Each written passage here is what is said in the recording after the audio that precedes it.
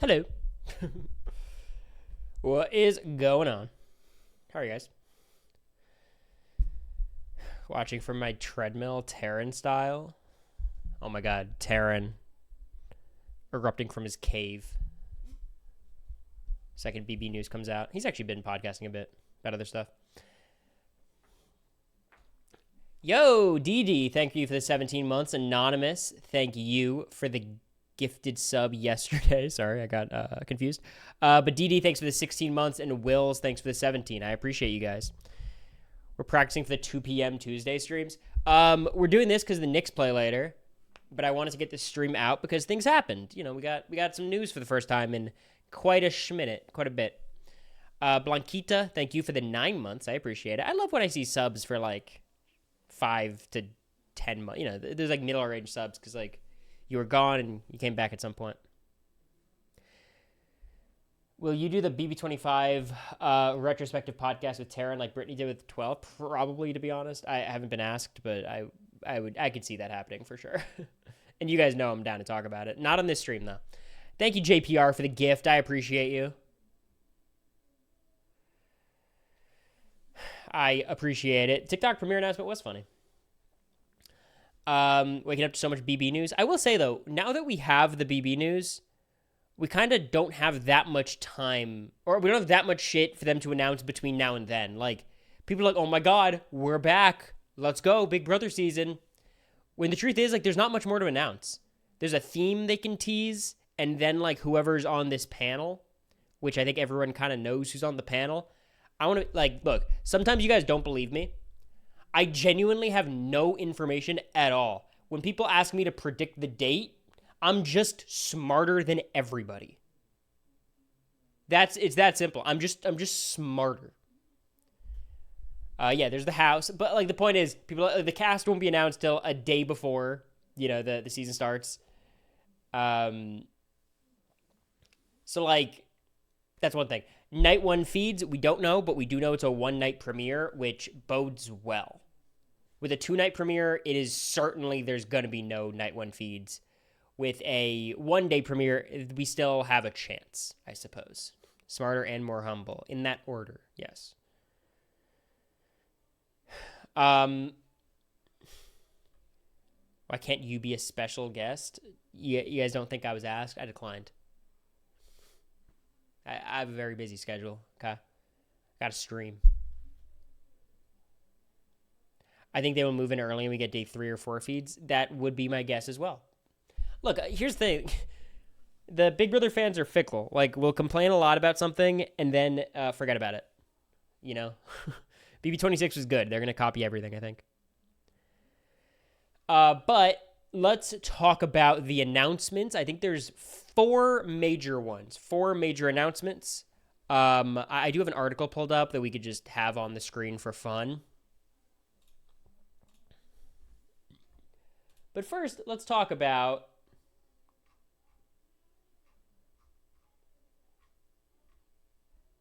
top 5 most underrated players. Number 1, Cory Wertenberger. Stop fucking setting me up, Giesling.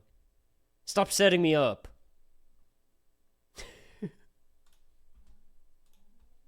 Stop it. The problem is, like, underrated is not the right word. Like, I feel like I'm rated quite highly by that platform, at least. But that purpose, that post is so obvious. No, I'm sure they mean well. It's definitely a setup for sure. Okay. So there's 4 parts of this announcement. Number 1, the date. Let's talk about it. July 10th will be the premiere. July 10th. How do we feel about July 10th? Pretty good, right? It's the earliest season we've had in quite a bit. I think since maybe 24, maybe even earlier than that. Much better than 25. I think a week earlier than 26. Generally, we just want the season to start sooner because it's exciting, and also it ends sooner because Big Brother has no right going into November or late October. Like, that's ridiculous. So we're happy with July 10th. It's a 1-night premiere, which, as I said, is, I think, really good news. First of all, a 2-night premiere, I thought last year the way they handled it was pretty terrible in terms of, like, we watched the same episode twice with the same twist twice. When they, like, divide the cast in 2, there's kind of two ways they do the 2-day premiere. One of them is like, here's half the cast, and then here's the other half of the cast. It's usually how they do it. They also sometimes do like a 2-day thing where there's an eviction at the end of that second day, like a Cameron Hurd or Glenn kind of situation, and that sucks too, obviously. So 1-night premiere is perfect. 90 minutes. That it seems like the best of both worlds to me. We'll get to see everyone, everyone's intro packages and whatever comp they end up doing or whatever twist they end up doing, right? So I'm happy with all that. As I said before, the 1-night premiere also gives us the opportunity to have night 1 feeds if it's a possibility. If today it was announced that it's a 2-night premiere, we could essentially confirm there's no night 1 feeds. So that's a success. That's good. We'll take it. Still assuming the worst, but we haven't had the worst confirmed, which is positive. So that is piece number 1. Just a reminder why night 1 feeds are so important. First of all, that's when many of the game-defining relationships and alliances start. Tyler had a lot of Final 2s night 1. For us, Kirsten being the target was entirely contingent on her behavior during night 1. All of the Izzy, Suri, and Jared stuff is night 1. For season 24, Taylor's mistreatment was in those first couple days. It was throughout a lot of it, but I think without those first couple of days of feeds, we would kind of be left guessing, like, are they overreacting, or is Taylor the worst and a bitch and all these negative things? I think we would have eventually figured out that's not the case. But night 1 feeds allowed us to actually watch what was happening. Imagine if we never saw the Phalanx 5. Exactly. Missed the crazy eyes convo between Angela and Matt that formed the basis of her freaking out. Yes, granted, I don't think there was that much there. So maybe it's not the best example, but, I'm an entire, from the bottom of my heart, a massive advocate for day 1 feeds, and I hope we get them.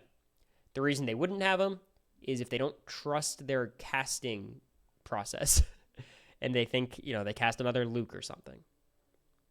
So, that's why they don't do it. I think they want to give these players a chance to settle in and maybe a chance for production to get a sense of, like, who should we be careful of showing in moments.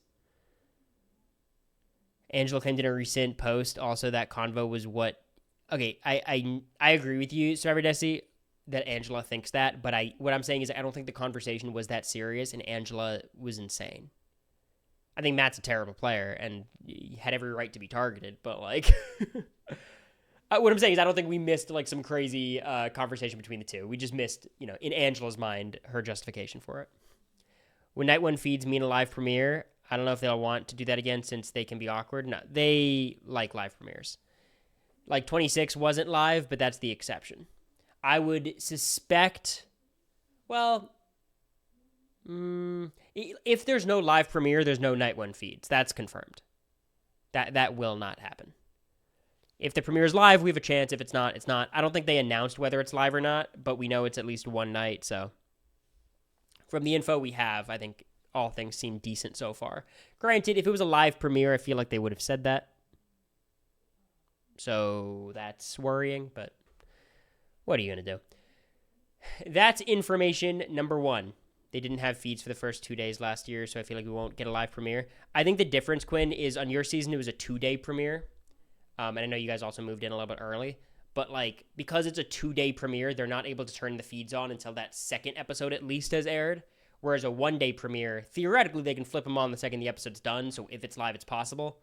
Even on your season, if it was a live premiere, that first episode, right, they couldn't turn the feeds on until the second episode because they wouldn't want to show us who's HOH or the other house guests before, like, formally introducing them to us. If that makes some sense. Quinn, you want to... I was kidding. I was going to say you want to get on stream and talk shit about different players' games. I think because of the Luke situation, they just won't do night 1 feeds anymore. Dude, Luke was day 6 or 8 or something. It was day 6 or 7. I don't know. I think that is why they're much more cautious with the feeds and cutting the feeds much more on 26 and for the rest of 25, to be fair. But I do think the low point of BB26 might have been those first 2 episodes. It was just rough to watch. Just got out of the shower. Hey, take your time. Okay, so piece 1. our first piece of information, the release date, is good. Premiere date. We love it. July 10th. Exactly what I predicted to the T. So happy about that. The second piece of information that I think is quite important is no returnees, which is fucking incredible news. I think it was very obvious that was the case. I think obviously people are going to speculate till the end of time. I'm almost less happy about it being no returnees and more happy about them announcing that there's no returnees. I think that's a very responsible and brave thing for production to do. Stop the speculation in its tracks 2 months early. I have no complaints about that. That's awesome. Love to see it. No returnees. Also, considering the amazing grace of it all, I think there would be a lot of fatigue with the choices they would choose for a returnee season. So I think that is that's very positive. Not to say there's not going to be alum in this Big Brother world, in this Big Brother season, clearly. But no returnees, all new players. It's a great start. Absolutely a great start. And again, just happy they announced it more than anything else. The third piece is 90-minute veto episodes. Okay. So now we've got normal episodes Sunday and Thursday, and then 90-minute Wednesdays, which I see a lot of negativity towards this idea, and I get it. It's like usually when they do the 2-hour episodes or 90-minute episodes on vetoes, it's just very, very boring. They just show a lot of competitions and a lot of confessionals explaining the competitions and punishments, and you just don't get much out of it. I think it's a great thing. I think it's great. Do you know why? Do you know why I think 90-minute episodes is a great idea? Because watching Big Brother episodes is fucking optional. We could turn them off. Like, it's not like all of you guys are like podcasting every night. You could just not watch. And it gives us more, It gives the producers more time to show more shit, more character building. Maybe it'll just end up being more competitions, in which case, it's okay. Whatever, we just turn it off. What if I am podcasting? I still think the episodes are optional. I've seen a lot of these podcasts. I don't know how many of these people watch the feeds, let alone the episodes. I think doing it on Wednesday makes sense. Here's the problem with the Big Brother format in terms of the schedule and the episodes. We've talked about this before, but like, your Sunday episode covers nominations and usually the HOH competition these days because of the AI arena, or the BB arena, maybe they'll call it. So you're really covering like Thursday to Friday at like 2 p.m. The entire like time is like you're covering like a 14-hour period. That's the Sunday episode. And they're able to drag it out a bit because HOH comp and, competition DRs and stuff. So Sunday covers like 14 hours. And then you have a Wednesday episode that covers like 2 days, right? Because it covers, from that point on Friday until Monday, basically. So it's like the weekend. And then you have the Thursday episode that theoretically is supposed to do from Monday on the veto meeting all the way to the eviction.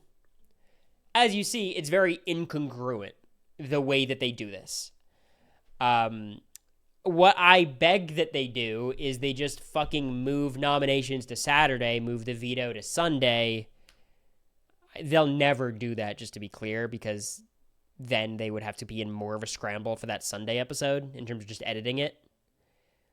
But like, I don't know the specifics of like how they work, but in my mind, it's like most of the important shit would happen on that Friday anyways, and noms would just be Saturday morning, and all you would need to edit is like the nomination ceremony. Like, just make nominations Saturday morning in the same way like the veto draw is Saturday morning. So you don't need all of Saturday to edit. It's just give people all of Friday and Friday night to campaign. That's all I want. They're not going to do that. So, really what's going to happen is they're probably just going to like do more competition-y stuff. There's just not enough time between nominations and veto for them to show like meaningful character moments. There is a good amount of stuff that happens between the veto comp and the veto ceremony. I do fear they're just going to focus entirely on the strategy of like will they use the veto, when usually it's very obvious whether or not they're going to use the veto, and that's a very small piece of the equation. So I'm not like optimistic that these episodes are going to be awesome, but shit, like who cares? There's only so much airtime on CBS's schedule. I want Big Brother to have as much of it as possible. Because I'm just going to tell you guys, I'm not going to watch most of it. I'm not going to watch many of these episodes. But I'm happy they exist. I don't know. I think people like are being very critical. It's like, I guess a lot of people do just watch the episodes. And that's most people. So I'm the exception there. But for me, this works perfectly. Wish we could get more HOH live with this new format. I think it's the exact opposite. I think like their plan is Sunday is going to be the HOH comp, Thursday is going to be the arena, and then Sunday will be essentially everything else, or Wednesday will be everything else.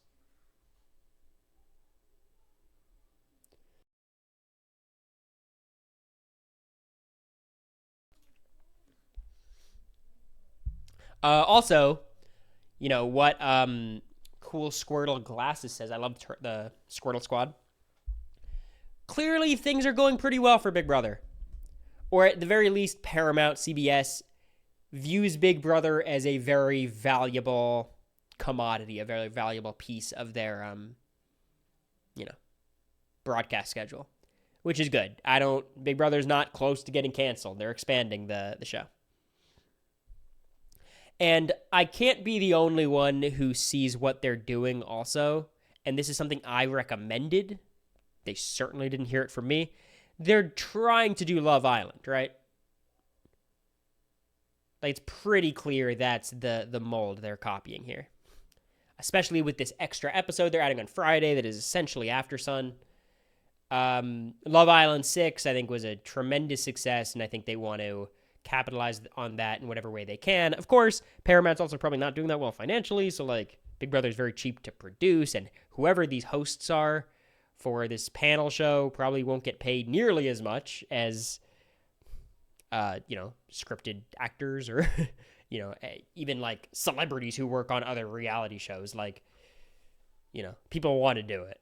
So it's just affordable. And I think they're copying Love Island. What is After Sun? It's essentially what Big Brother's now doing, where there's an extra episode that shows extra clips that you didn't see earlier, and then they have like a panel of former Love Island people to discuss it.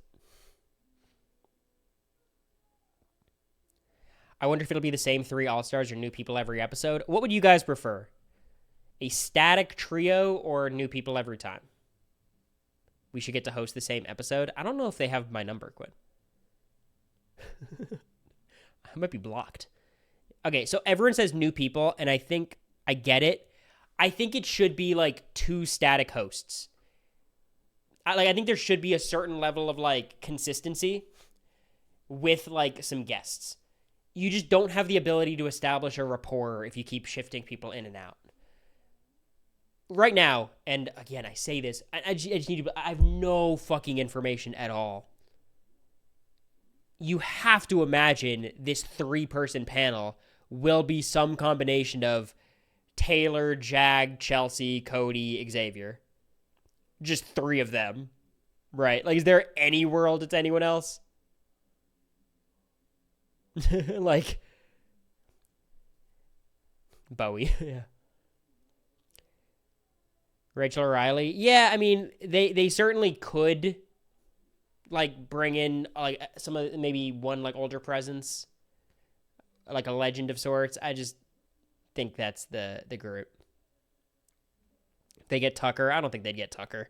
I think, like, Tucker has a lot of talents. Like, that wouldn't be what he does. Also, what I would appreciate is, like, if you have static hosts, they have to be, to a certain extent, locked in on the season. I'd be worried about, let's see what Evil Dick has to say. Bad example. But let's say, and then he just shows up and has never watched the season, or, like, has watched the episode he's supposed to be commenting on. At least if you have, like, Jag for the entire time, Jag's going to know what he's talking about, at least from a casual perspective, and, that's better than the alternative, I think. But, I mean, I almost feel certain it would be, like, Taylor, Jag, and someone. I think Chelsea's a lock. She's in LA. Chelsea, Jag, Taylor. that seems to make a lot of sense to me. And I don't think they'd be terrible choices. I mean, I like all three of them individually. I think people clown on Jag a little too much. I think on the episodes we saw him when he was like commenting on BB26, I think he was actually pretty personable. Where sometimes on podcasts he gets a little bit more reserved. Like, you know, he's a charismatic guy. And Taylor is Taylor, and Chelsea, I think Chelsea would essentially be like the strategic voice of the three. Like, she's definitely the best player.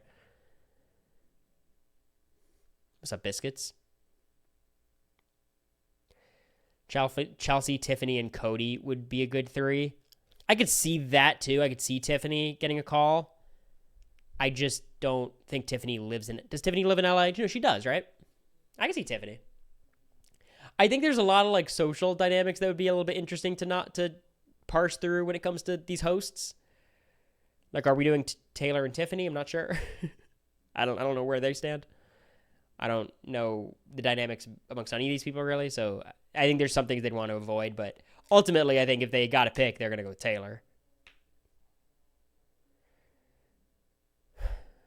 What if it was a weather report for the comps and Jag as a specialist? They should get Paul. Paul, the weather, that weather Vita. Derek X, he'd be fine. I just think, look, I think if they have the opportunity to get the past three winners, I just think that's what they're going to do.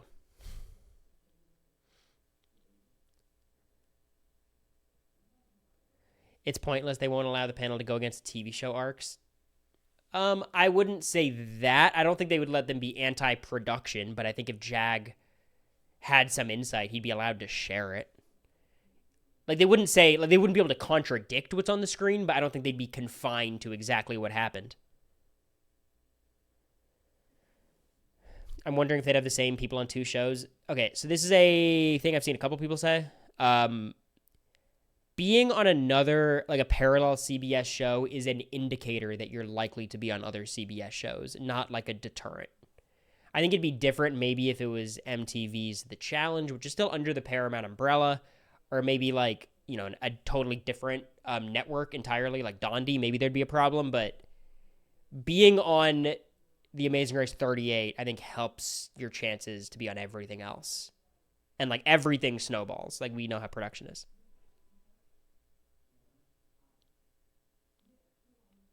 I think they'd allow them to be like, you guys got to watch the feeds. This person is doing this. I don't know if they'd say that, but I get the spirit of what you're saying. Like, I do think in general, the clips episode is something I said they should do. I kind of just wish this was like the normal episode. Like, why can't we just have like an entire episode of just, we don't need the commentary as much, but just like extra clips, personality moments, character moments, interactions. Like, that's really what we want to see. But I hope that's what this Friday episode becomes. What really worries me is if it just ends up being a recap of the episodes. That's a waste of fucking time. That's what we got last time with Jag, Cody, and Taylor. And they did a good job with what they had, but like they were just talking about everything we've already seen before. Let's talk about the potential of this idea, because there's some cool shit they can do. They, especially if this is filmed on Friday, they better fucking have the evictees on this show. And I mean pre-jury, I mean post-jury. Like, that's just a fucking no-brainer. Pre-jury especially. Like, when Heisem gets evicted on Thursday, he is going on this show on Friday. In the same way that we got, you know, like, in old school Big Brother, when they'd go on, like, the Today Show, right? Or they go on house calls or something. Yeah, exactly, Quinn. There, you get to see the extended goodbye messages, maybe, but more so, like, Heisem would get to then comment on Cameron winning the pressure cooker and give his thoughts on his nomination ideas. Quinn gets evicted and then gets to talk about, oh my God, Leah won HOH. What should Leah do? Like, that's just super captivating shit. With the jurors, I understand it gets a little bit more complicated, but at the end of the day, like, production could keep things under tight wraps. Like, they can keep the secrets they need to keep. And I don't think, like, whatever hosts they get are going to spoil shit and influence a jury vote. Like, that's not That's not a problem to me, but I understand why it would be weird. You already know they won't do this to be a segment of talking followed by clips not shown on episodes. Honestly, I wouldn't even be that upset about that if we get clips not shown in episodes. I'm just worried it'll literally be a fucking recap of the episode we watched the day before. It is a little bit intense where we're going to have Wednesday, Thursday, and Friday episodes. Like, that's a little crazy. So hold evictees for 2 weeks. What are you talking about? Oh, because it's bi-weekly? Yeah, I hear you. No, you wouldn't do that, of course. But, like, you know, if it falls on that second week, right? Half these houseguests are from LA. That's true. And also, like, they could fly someone out if they want him as a guest. There will only be 6 Friday episodes total. That's every other week, basically, right? So, Zoom works. Yeah, but, yeah, I mean, there's something about having them in the studio that I think helps. I just think, like, in general, having more Big Brother content's a good thing. It's good for the health of the show. And again, you don't have to watch it. If these Friday episodes end up being a bust, just forget they exist and go back to normal Big Brother. It's fine. I am slightly worried that now they have all this extra time, they might try to, like, put more mechanisms in, more twists, more competition, stuff like that. But what are you going to do? I want the talk show to have a decades theme. The fuck are you talking about? Like, you're saying, like, someone from the 10s, someone from the teens, and someone from the 20s? How is working with the schedule? What are they airing on the other Fridays? Oh, I don't know. I couldn't tell you that. But, I mean, the summers are pretty dry in general for scripted TV.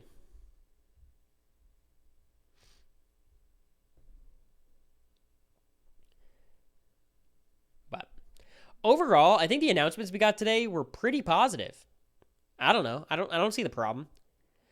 Once you just view it from the perspective of, I don't have to watch anything I don't want to watch, like, what's not to like?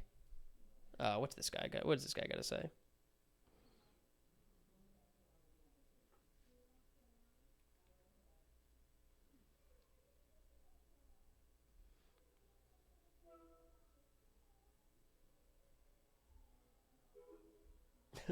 Quinn called me and then hung up.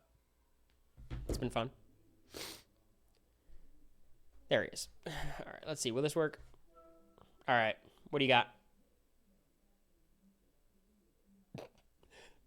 Look at this bozo. Frozen ass. Do you guys think he got the call to host? I hope it's a Joseph Solo cast. Use Discord. It's all right. I prefer Quinn this way.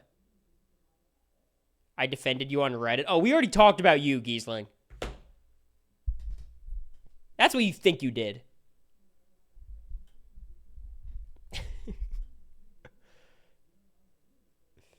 You said the most underrated player ever is Cory. What do you think that's going to do? This man, I don't know, Quinn. It's definitely my fault. My Wi-Fi is a fucking disaster. Well, my Wi-Fi is good. My service is bad. Maybe they will have people on that will be on The Amazing Race's sort of cross-promotion. Okay, could we be very candid about what's this situation is? I think The Amazing Race is doing significantly worse than Big Brother in general in terms of a long-term sustainability model. Its ratings are a lot worse. It's way more expensive to produce. It produces less episodes, which obviously is bad financially.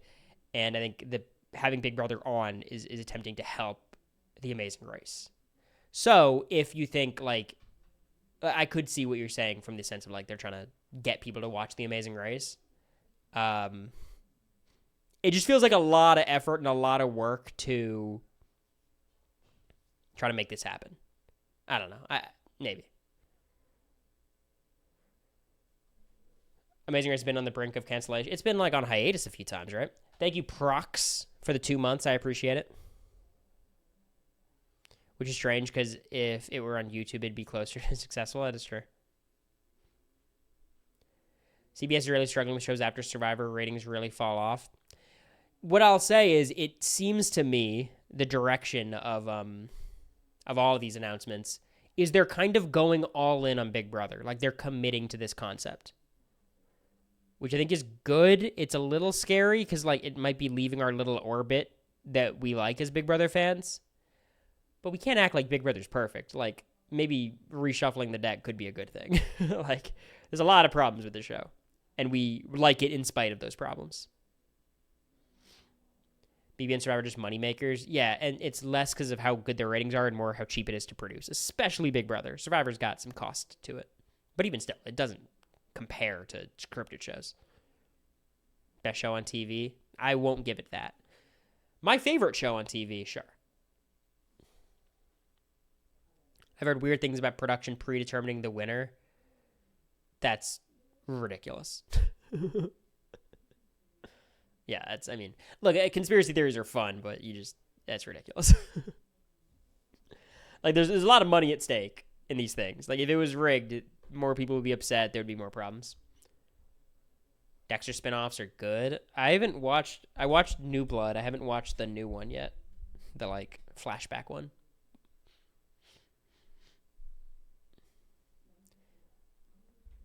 There are conspiracies for every show. It's fine. Just don't take them too seriously because, like, they're not, you know. I think every Big Brother player leaves the house feeling icky about one thing or another of like, ooh, did they say this in the DR? Did they do this? And the truth is, like, there's a human element to Big Brother and production and the DR, and that exists. It's not rigged. That's insane.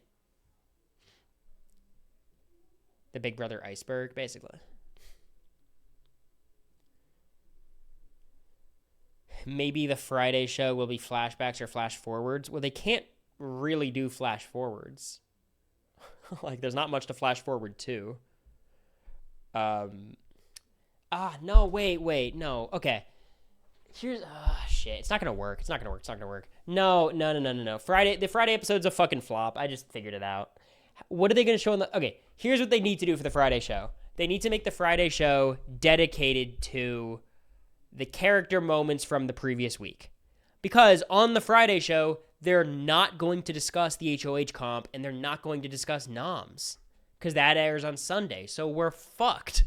My whole idea of having, like, pre-jurors come on and talk about the new HOH, they can't talk about these things.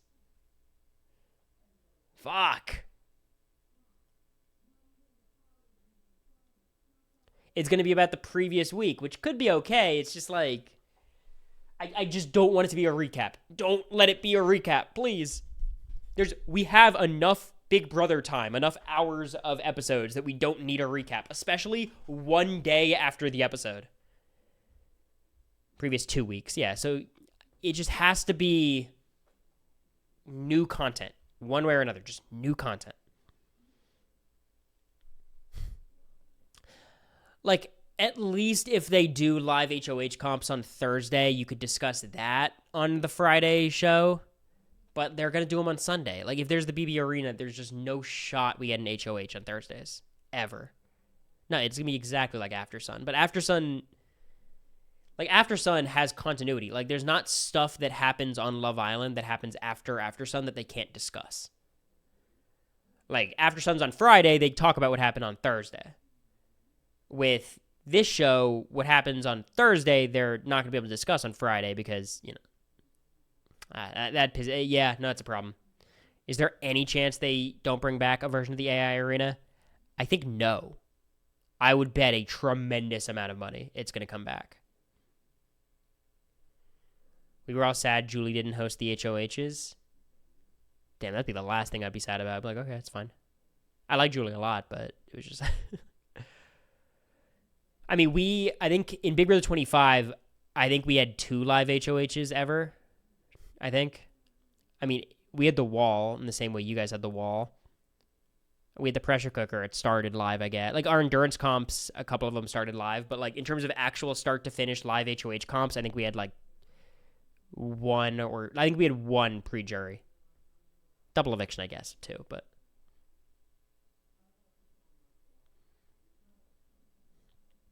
They didn't even get Julie for the start of the wall. They didn't? Oh, for Quinn's. Yeah, because y'all's didn't start at the end of the episode.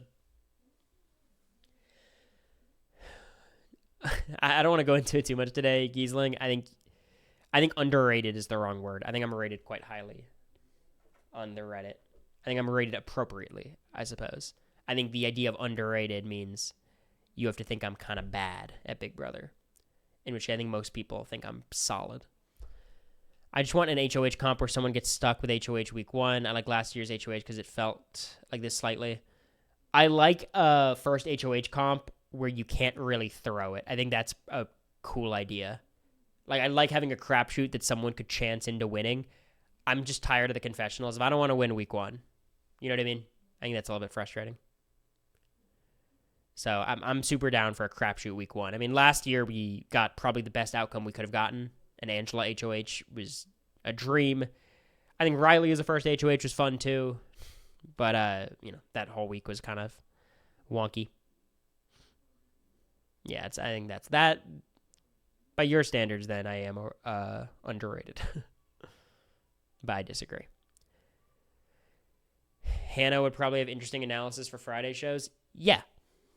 No, Hannah would be great. I mean, look, there's a tremendous amount of people who, you might have viewed as not electric on the show who I think would be awesome. I think Mimi would be a great guest. Every time I see her on a podcast about Big Brother, she's super dynamic, super funny, a great speaker.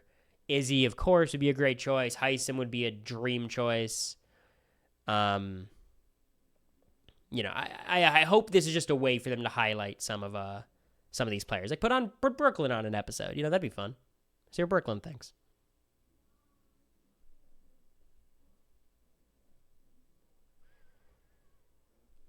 There's so many people who'd be good on this. I think we know ultimately who they're gonna have be the people who come back over and over again, and it could be worse. It could be I like all these people. I think they're pretty obvious choices, but knowing Big Brother, you know how they prop up certain archetypes. I don't think they're gonna be on the panel 24/7, which I think, you go back 10 years, it is definitely a Jeff Schroeder led panel, undoubtedly. Heisem can give more diagnoses. I want Heisem and Quinn on the same panel. That's what I want. You got the John Locke stand too. It's badass. Dominique finally gets her talk show. I shipped Mark and Dominique, but that's just me. There really are no bad choices they would make for modern seasons. I mean, they could have gone Cameron, right? And Tucker.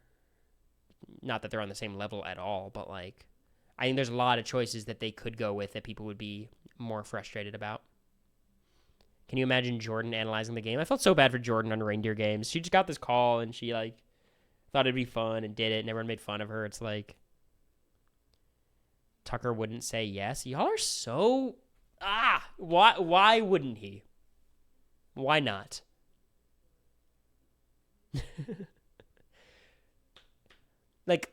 You go on Big Brother, you want to become an influencer, you get another call, you just say yes.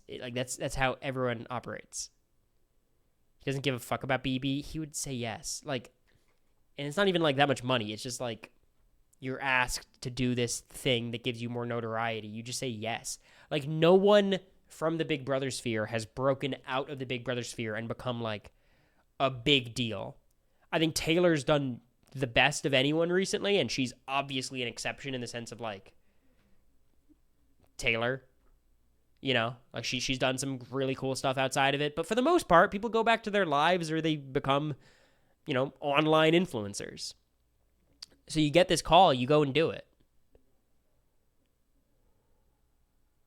Sorry, we're dum-dums. No, it's not a dumb question. It's just I get it. People say I'll never play Survivor again, and then you see him on the next season. I think I see through it at this point, And I've changed my mind. He'd absolutely play again. That's what I think too. And you forget about the bad stuff very quickly, and you reminisce about the good, and get more time in the spotlight. There's no shade to Tucker. I think this is literally every Big Brother player in recent years. I think the amount of people who would genuinely say no to a return invite from the past 3 seasons, 26, 5, and 4. Forget about Paloma, who probably would say yes anyways. I legitimately am curious if there's a single person who would say no. Kyle? I think Kyle would probably say yes and try to fix things. Is there one player that would say no?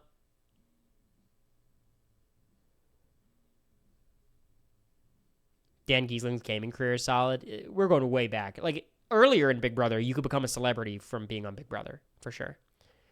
Suri would never. I think you're wrong. And I don't know. I think to this day she would say she wouldn't. I think Suri would do it if she got the call. I think she'll do it. I think she would do it. At a certain point, when you're on 7 shows in 2 years, it's like you like doing them. And that's awesome. You're really good at them, too. Kenny would say no. Quinn, do you think that? Do you think Kenny would say no? Be real. If the answer is yes, for sure.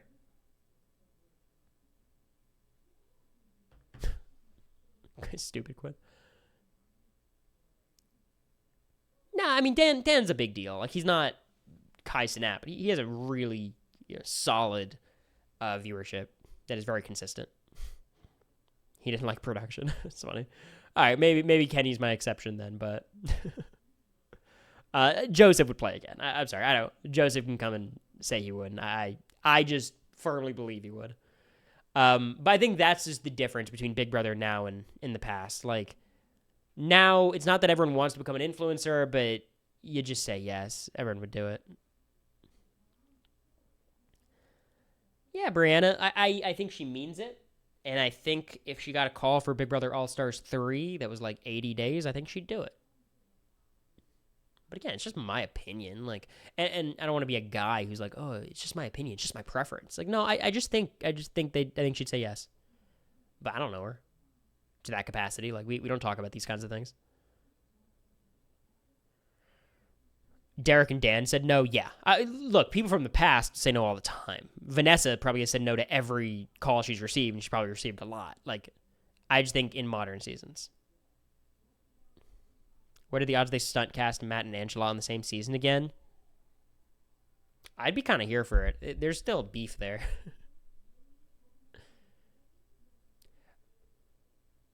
I wonder if the Amazing Race players would say yes to BB after playing a less intense show. They'd say yes to every show.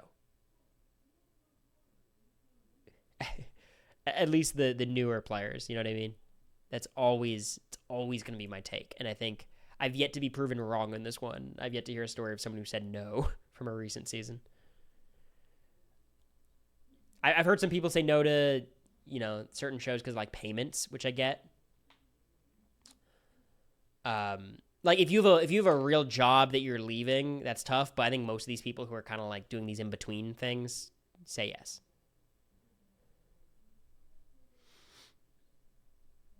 What if they get a famous influencer though? Which TikTok star is going to be on this season? They haven't done that in a while. I mean, like Cam is huge on TikTok, but he's not a TikTok star. Like I think what you're talking about would have to be someone who has like a ton of name recognition as like almost a micro celebrity. A lot of the racers this season have said they're Big Brother fans in their exit interviews. I feel like there's more crossover between the two in terms of viewers, but I don't know. You've got a pitch deck for me in America? Can't tonight, Quinn. The Knicks are playing in 10 minutes. We're getting wings. Big game day vibes. Tomorrow I'm down, though. Beyond down. You getting off in 10? Yeah. No Big D attempts today either. I wasn't planning on streaming today at all, but then this news dropped and, just wanted to chat about it. Why not?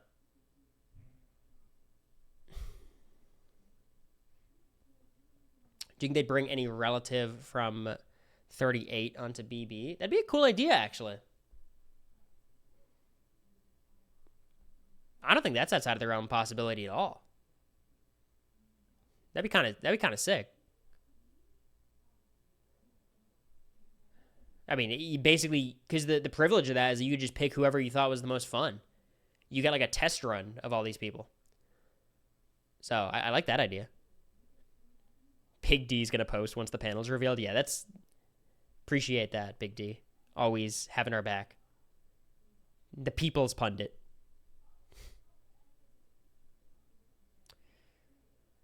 Jag's brother going to carry the legacy. If Jazz played Big Brother, straight up, he'd be messy as shit. I think it'd be really fun. I think he would really try to play quite actively. Like, I could see some Frenchy vibes in that first HOH, minus all the ickiness, you know what I mean? Like, I think it would... Say what you will about Jag, I think Jazz is even more, like, a little bit all over the place strategically, would be my guess. Jag is pretty reserved. You know, he came to some bad conclusions at times, but usually it was out of, like, you know, an inability to do something. Imagine a cast of all relatives of BB players. I think that'd be fun. Again, like, it's kind of lame. Like, why don't we let new people get cast? But just as a product, I think it'd be pretty fun. I wouldn't say that, Anthony, but, you know, things always have to go your way. OKC has the easiest run of all time. No way, Mike. Denver's a threat. Denver's a real team. Playing whoever they play in the conference finals is pretty easy. But they had to at least go through Denver, and low-key, I think the Pacers are kind of good.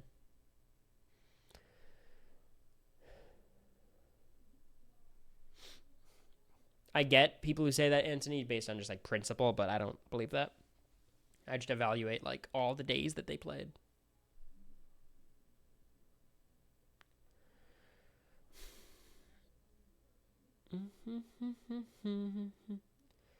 There's no easy path in the West. Like, yeah, like, the T-Wolves are going to be a bitch to play. Like, that's not a fun series. Like, they're favored for sure, and they should win, but that's not fun.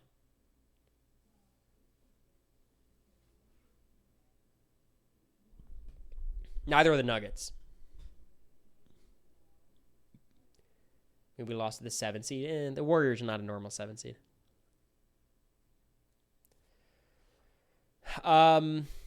Prediction for the theme of 27. Quinn, do you have a prediction? What's like of the times? It still feels like we're in a bit of an AI era.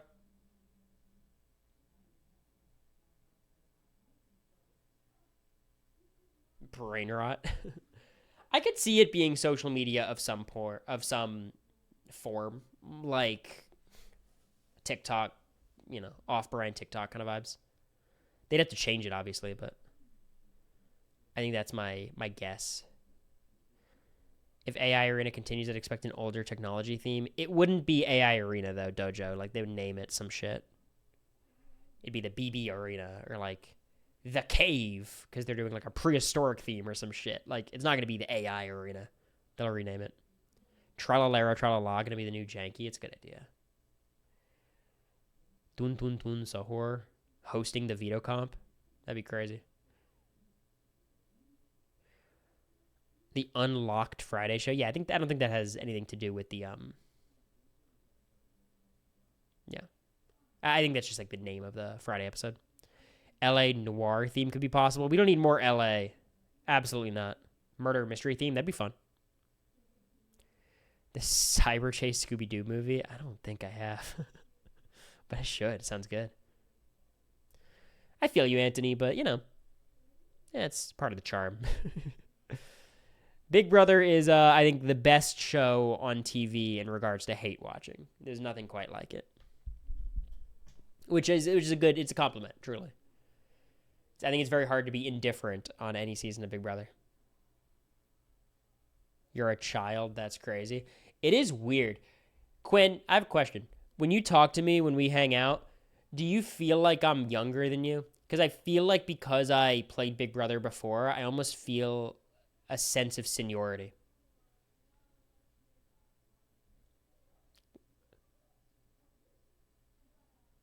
But do you like feel like, nah, this guy's young?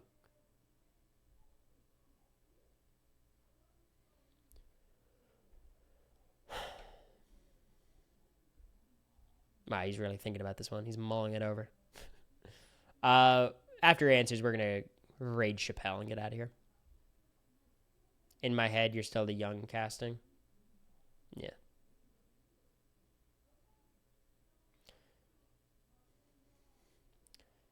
Well, that'll do it. Give off old vibes. I think that's a compliment. I would prefer mature as opposed to old, but I do appreciate it. Okay, that'll do it. I like Cedric's Gen Z. Yeah, I would agree. I think Cedric is more Bombardilo, Crocodilo than me. All right, I'm going to raid Chappelle. Can someone give me his username It's Chappelle Show, right? Something like that.